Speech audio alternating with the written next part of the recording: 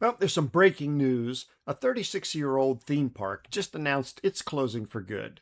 And I want to talk about it right now because buried inside this story is the exact reason most of you watching this can't raise your prices without losing half your client list. 3 days ago, the CEO of Fun Spot America stood up and told a community outside of Atlanta that the park his family had run since 2017, built on a foundation that stretches back 36 years, is shutting its gates for good on August 2nd. 14 rides, 3 roller coasters, the only legal bungee jump tower in the entire state of Georgia. And in 2023, they did something that should have guaranteed their survival. They poured multiple millions of dollars into a brand new record breaking hybrid roller coaster called Airy Force One, a 146-foot drop, 83 degrees, 64 miles an hour. The kind of investment a company makes when it genuinely believes its own future. Sadly, it didn't matter. Go read the comments on their announcement. People are devastated. I mean, genuinely grieving, the way you'd talk about losing a family member over a regional amusement park most of them hadn't visited in years. That tells you something important right out of the gate. This wasn't a business people were indifferent to. They loved this place. They didn't just love it enough to keep it alive. And that right there is the lesson I want to spend the next couple of minutes pulling apart, because it's not the lesson you think it is. Here's the universal pain I know a lot of you are feeling right now, even if you haven't said it out loud. You're good at what you do. You're really good. You got the credentials, you've got the experience, maybe even better results than the guy down the street. But you still find yourself getting compared on price. You still hear, "Let me think about it." You still watch clients leave for somebody cheaper, somebody worse, somebody who just happened to be sitting there when the timing was right. And it makes you wonder if being excellent at your job is even worth anything anymore. Stick with me for a second, because Fun Spot America is about to answer that question for you, whether they meant to or not. I hate making fun of the dearly departed, especially the recently dearly departed. A couple of weeks before they announced their closure, a business publication called The Hustle ran a deep dive on the economics of the entire amusement park industry. And there's a number buried in there that should stop you. Last fall, Disney's Magic Kingdom crossed a line they'd never crossed before. They raised peak season ticket prices to $209 a day. People absolutely lost their minds about it online. They were furious. They called it greed. They called it out of touch. And then you know what happened? They showed up anyway.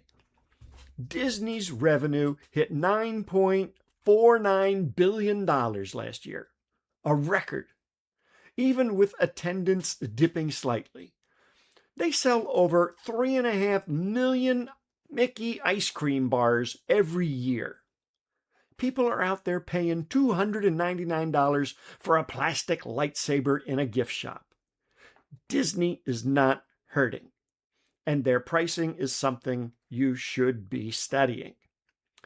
But meanwhile, regional parks across the entire country are getting demolished. They're getting sold off for the land underneath them, or rolled up by private equity firms that see them as nothing but a cash flow asset just to squeeze dry. Six Flags merged with Cedar Fair just to survive, and they're losing attendance. A mayor in New Jersey closed his own family's amusement park in 2024 and filed personal bankruptcy in the process. Parks in Louisiana, Texas, California, Washington, all gone dark in just the last few years. There's a quote in that article from an industry consultant that I haven't been able to shake. He compared these aging regional parks to coal-fired power plants. Nobody's building any of them anymore. The owners just keep extracting whatever cash flow is left until the asset finally dies. It's a brutal way to talk about a place where some of you learned to ride your first roller coaster. I get it, but it is accurate. And accuracy is more useful to you right now than sentiment. So here's the question. What's the actual difference between FunSpot and Disney, other than the fact that Disney's still in business? It's not the rides, because by every account, FunSpot's hybrid coaster was genuinely a great ride, arguably better than half of what's sitting in a Disney park right now. It's not the price either, because Disney is far more expensive than FunSpot ever was. There's research from an outfit called the Park Database that says people will find a way to afford a Disney trip no matter their income bracket. That same loyalty simply does not exist for the regional park down the road, even when the rides are good, even when the team poured their hearts into it, which, by every account, they certainly did. Here's the difference. Disney has citizens. FunSpot just merely had customers. Now, let me crush the objection I know some of you are already talking about, right? And it's forming in your head because I've heard it from everyone in every room I've ever spoken in. Vance, I'm a financial advisor. I'm an attorney. I run an HVAC company. I'm not Disney. Nobody's going to grieve me online if I close my doors. And you know what? You're probably right. If you're being honest with yourself about how you're running things today, but that's not a law of physics. And it's not because your industry is boring. It's because nobody's built the thing yet. A customer evaluates you against the next option every single time they're about to spend money with you.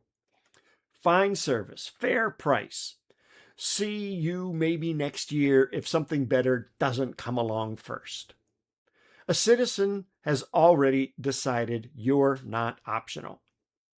They've built a piece of who they are around being your client, and they will defend your price increase to a total stranger while handing you their credit card in the same breath.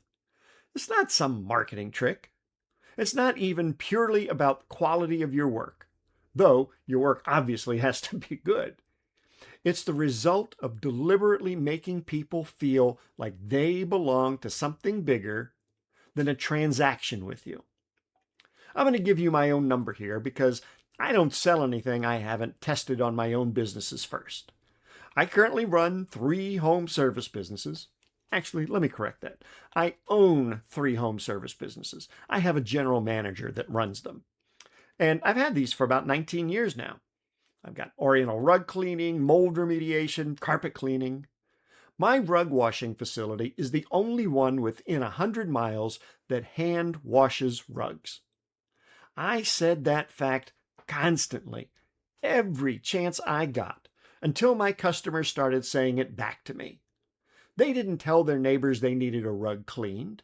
They told their neighbors they use the rug people.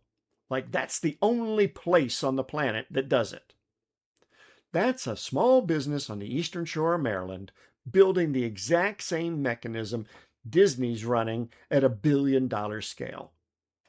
I watched the bigger version of this up close for a decade, running Chef Mickey's at the Contemporary Resort. Families didn't keep coming back because the pancakes were good.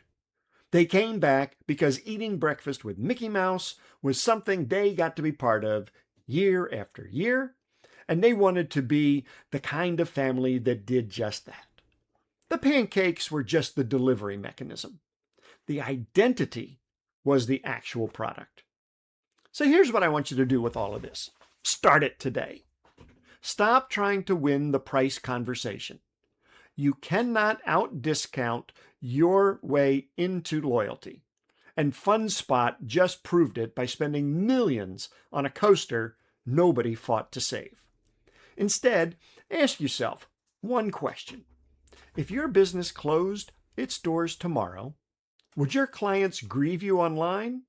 Or would they just go to Google the next option?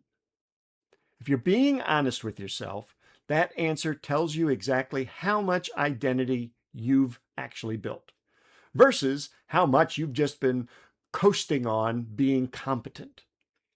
Here's a truth underneath all of this. Competent gets demolished for the value of the land underneath it. Identity gets a candlelight vigil in the comments section. Go find the one fact about your business that makes you the version and not a version. That'll be the only time you ever see me do air quotes. I can't stand the things, but this is a video. I want to make sure you got it. Say it constantly, the way I did with my rug washing facility, until your clients start saying it back to you.